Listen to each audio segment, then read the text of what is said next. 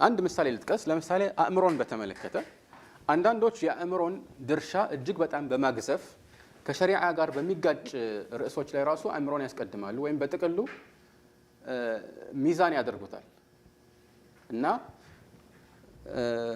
አንዳንዶች ለምሳሌ በዕልም الكلام የተዘፈቁ እዛ ውስጥ የተዘፈቁ ጭፍራዎችን ስንመለከት ነቅልና አቅል ከተጋጨ የግድ አቅል መቀደም ይገባዋል ይላሉ። ይሄ ከነሱ ንግግር በተዘዋዋሪ የምንገነዘበው ሳይሆን በቃል ደረጃ የሚናገሩትም ነው። ምክንያቱም አቅል የነቅል መሰረት ስለሆነ ብለው የተለያዩ የሚዘረዝሯቸው ነገሮች አሉ። ማለትም የአእምሮ ትክክለኛ መርሆና ከቁርአንና ከሐዲስ የምንገነዘበው መልእክት ከተጋጨ የአእምሮን ነው የምናስቀድመው። ምክንያቱም መጀመሪያ ረሱል ሰለላሁ ነብይ ሳይሆኑ በፊት በዚህ ተጠቅመን ነው እሳቸውን የተቀበልናቸው የሚል አይነት ቃና ያለው ንግግር ነው የሚናገሩት። እና በዚህ ደረጃ ድንበር ያልፋሉ። እና አንደኛ ያልተገነዘቡት ነገር ይህ ፈርድ يعني አእምሮ እና ነቅል መጋጨቱ የሌለ ነገር ነው።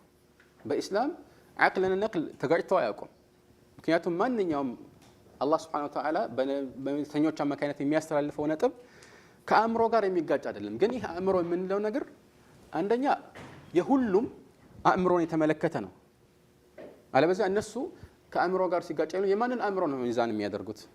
ከማን አእምሮ ጋር ሲጋጭ ነው? መመዘኛ ካደረግነው እኮ የከሌ ነው ወይስ የከሌ ነው? ደግሞ ሚዛን እንዳልሆነ የሚያሳየው እነሱ ራሳቸው በእነዚህ አእምሮአዊ ብለው በሚጠሯቸው የአቅል መርሆች ረገድ እርስ በርሳቸው ይጋጫሉ፣ አይስማሙ።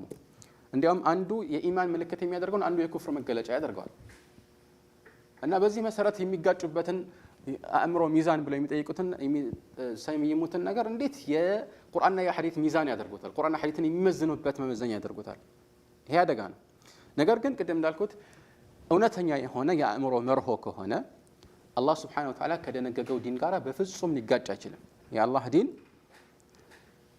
ምናልባት አእምሮ የማይደርስበት ነጥብን ይዞ ሊመጣ ይችላል። كما يقول شيخ الإسلام قد تأتي الأنبياء بمحارات العقول لا بمحالات العقول ግን አእምሮ የማይቀበለውና ከአእምሮ ትክክለኛ የሆነ ግንዛቤ ጋር የሚጋጭ ነገርን ነብያት ይዘው አይመጡ።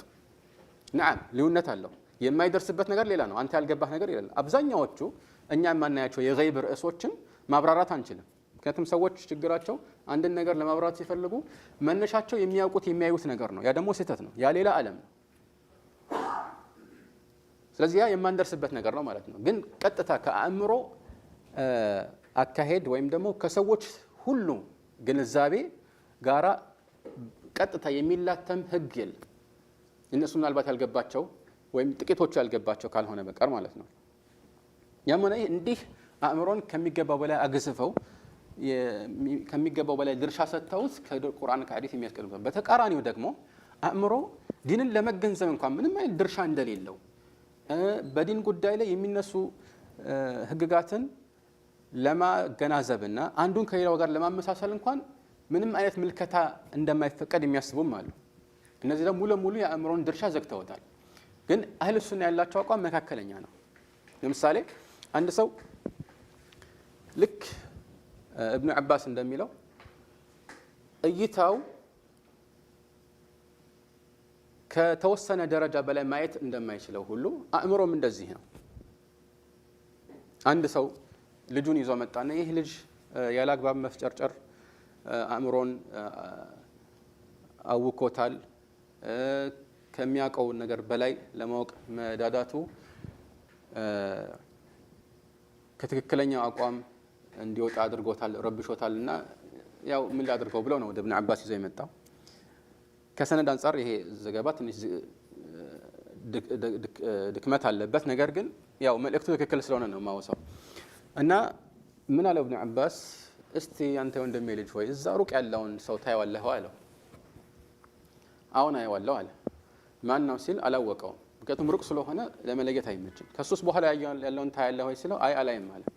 እንግዲያውስ አላህ Subhanahu Wa Ta'ala ለአይን እይታ ሊሻገሩት የማይችሉትን ገደብ እንዳደረገ ሁሉ ለአእምሮም እይታ ሊሻገሩት የማይችሉትን ገደብ አድርጓል አለው።